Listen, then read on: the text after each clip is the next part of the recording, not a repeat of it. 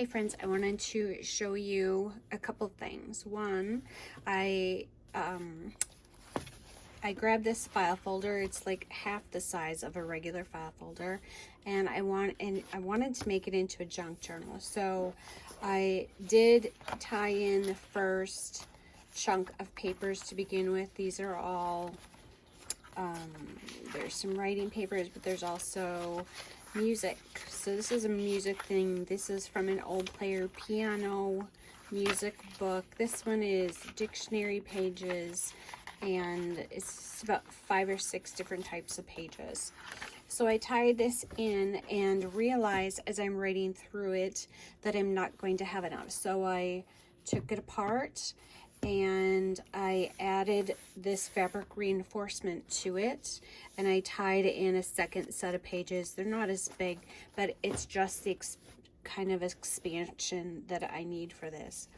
Now the second thing that I wanted to show you is a way to do a Bible study on your own, and it is to write out a book or a book of the Bible. So I really want to write out the book of Revelation, and the thing about writing it chapter by chapter is that it slows your brain down to really read through every little thing. And in reading through different things, you come across various questions. So for example, you know, this is in chapters 2 and 3 talks about the 7 churches, and so I just had some questions about the 7 churches.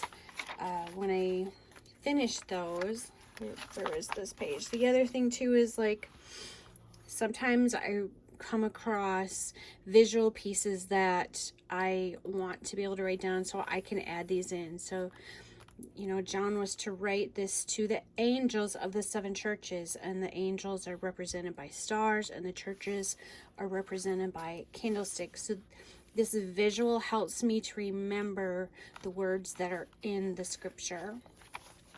And even after the end of these 2 chapters, I did a chapter summary of don't do this and do that, based on the characteristics in those 7 churches. And so this is just a way for you to be able to slow your brain down, ask God some questions, and there are certainly things that we're not all going to remember, but it's a great way to be able to ask.